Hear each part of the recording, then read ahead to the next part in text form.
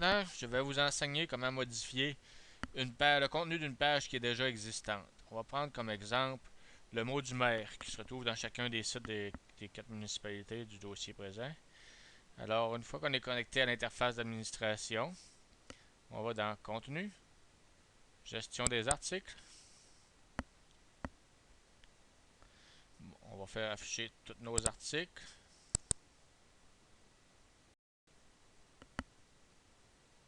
On les met en ordre alphabétique pour nous aider à retrouver la modifier. Bon, on a cliqué une fois sur titre, ça les a mis du plus grand au plus petit. On clique une deuxième fois, ça va devenir en ordre croissant.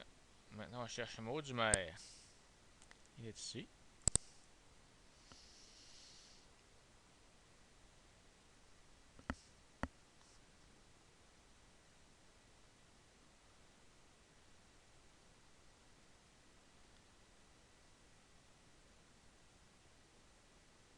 Notre page est téléchargée. Maintenant, l'interface de modification d'un article.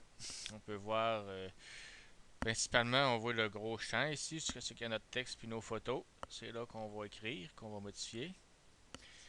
Tout d'abord, en haut, on a un champ titre qui est écrit mot du maire. À quoi correspond ce texte si on fait une modification? Je vais aller vous montrer. Si on va dans le site, côté visiteur, bon, on est dans la page mot du maire. Regardez le titre en haut de la page, mot du maire que je viens de souligner. C'est ce texte qui lui correspond. Mot du maire. Alors, si on le modifie ici, ça va modifier dans la page. Alias, on le laisse comme il est toujours. Section, on peut modifier la section si on veut changer d'endroit ou si, mettons, on s'est trompé. Catégorie, c'est la même chose. Les options publiées, page d'accueil, on les laisse par défaut où ils sont.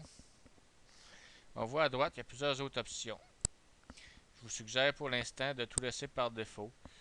Plus tard, dans une autre vidéo, je vais vous enseigner à quoi servent toutes ces options-là. Ensuite, on voit qu'on a une barre d'outils pour modifier, pour faire la mise en forme de texte, comme dans Microsoft Word ou OpenOffice.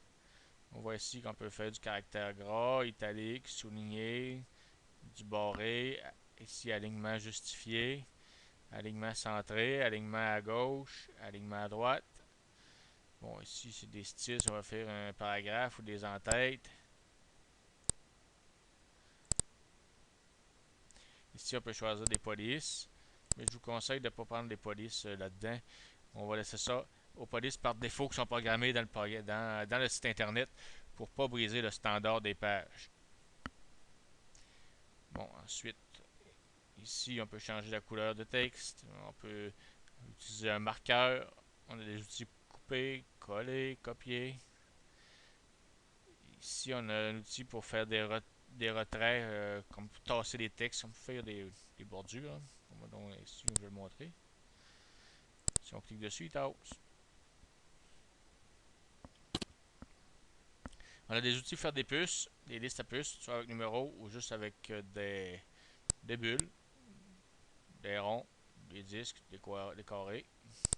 Ici, des outils pour faire des exposants.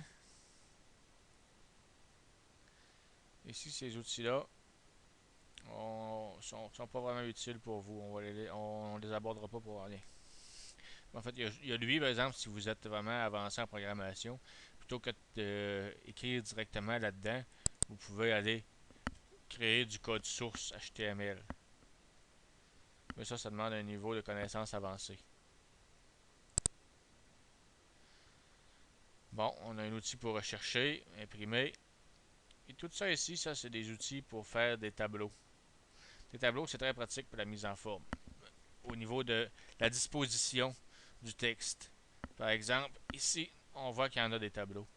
Vous pouvez voir les petits pointillés ici, là, c'est des bordures du tableau. On peut voir ici, j'ai mis un texte à gauche avec une photo à droite. Si j'aurais pas utilisé un tableau avec des cellules, ben tout ce que j'aurais mis serait mis un en dessous de l'autre. La photo aurait été en dessous du texte, par exemple. Comme là, j'ai créé un tableau de 2 colonnes. Chaque colonne, ben, ça crée des cellules, 2 cellules.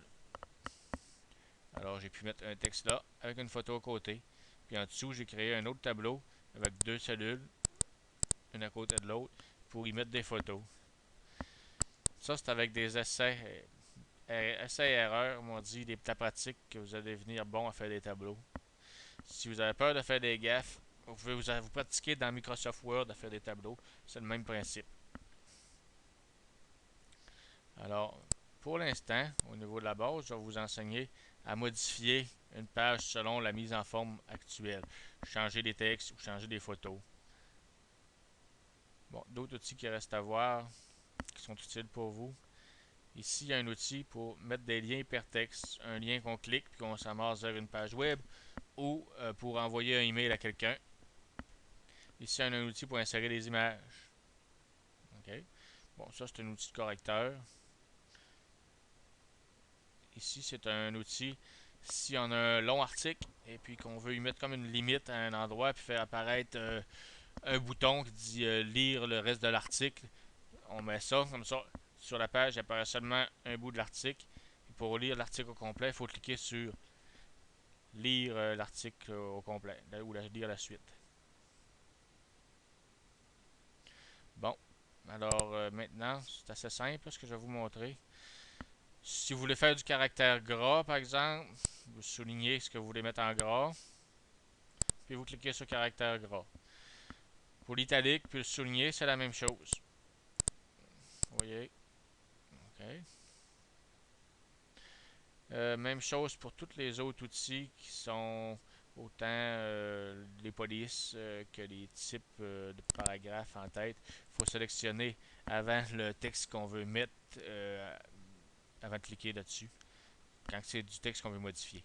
Si c'est du nouveau texte, là, ben là, on clique sur l'outil avant, après on tape notre texte. Pour faire de l'alignement, c'est la même chose. Il faut souligner et puis cliquer sur l'outil d'alignement.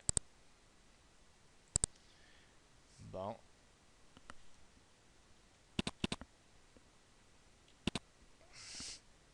Une fois qu'on a des modifications de fait, avant même d'avoir tout terminé, il faut quand même sauvegarder pour ne pas perdre nos modifications. Mais il faut quand même être certain qu'on n'a pas fait d'erreur.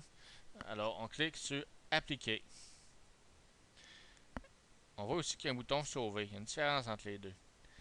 Appliquer va enregistrer les modifications qu'on a faites, mais en nous gardant sur la même page ici pour qu'on puisse continuer à travailler. Tandis que si on pèse sur Sauver, ça enregistre, mais ça nous amène à la liste de tous les articles. Alors là, on doit recliquer sur notre article pour venir le modifier. Ça peut être tannant. Je vais vous montrer la différence. Maintenant, je clique sur Appliquer.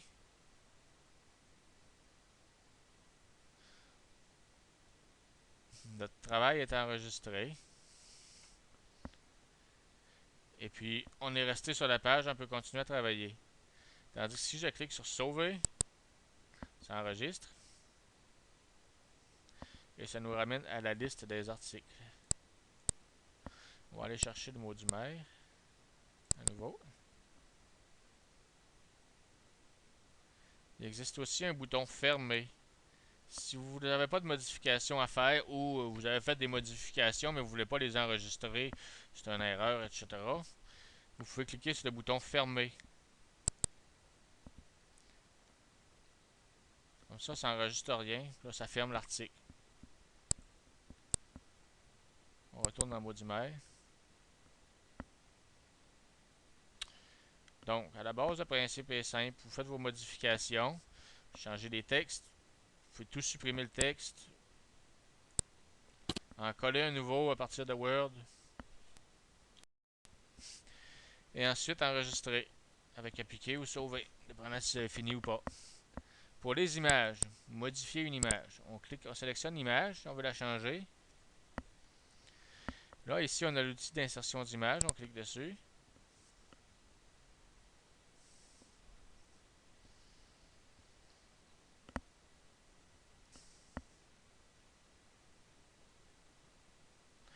OK. Là, on se trouve à s'avancer à voir le navigateur d'image que sur le serveur. Alors, on peut changer la photo pour une qui est déjà sur le serveur en la sélectionnant. Et après ça, en cliquant sur Update. On peut aller dans d'autres répertoires. Tout dépend de où est votre photo. OK. Mais si la photo est sur votre ordinateur, elle n'est pas encore sur le serveur, ce qui est fort possible, il y a un outil ici pour uploader une photo sur le serveur. Vous cliquez dessus, il apparaît ça. On clique sur Browse, ça nous ouvre une fenêtre pour aller chercher une photo dans l'ordinateur. Bon, là, on navigue avec cet outil-là pour aller chercher la photo là où vous l'avez enregistrée dans votre ordinateur. On clique dessus, on fait ouvrir. On attend un peu. La photo est rendue là. On clique sur Upload. On voit que ça télécharge.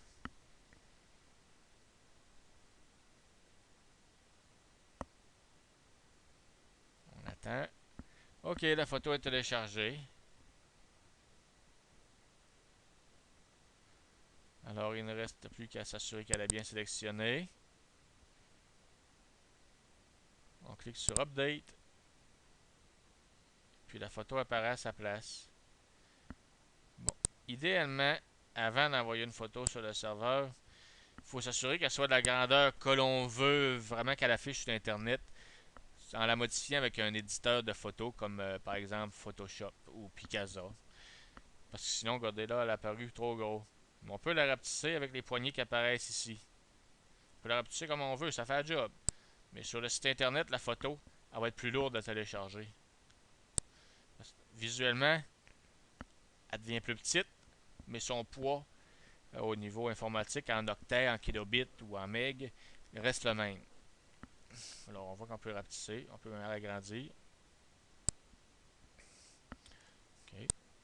Un truc pour que ça reste toujours proportionnel, c'est de maintenir la touche Shift enfoncée en même temps qu'on le manipule. Comme ça, il garde ses proportions de hauteur-largeur. Tandis que si je le maintiens pas, ben ça maintient pas les proportions. Là. Il y a des risques en tout cas que ça ne tienne pas la proportion. Comme ça, la photo peut avoir l'air trop étirée ou trop écrasée sur la hauteur. Alors, une fois la photo est changée, que vous êtes satisfait, vous faites appliquer ou sauver. Bon, pour l'exercice ici, là, je n'enregistrerai pas parce que je veux garder ma photo d'origine. Exactement. Comme ça. Bon, alors c'est tout pour la base d'édition d'un article. Merci.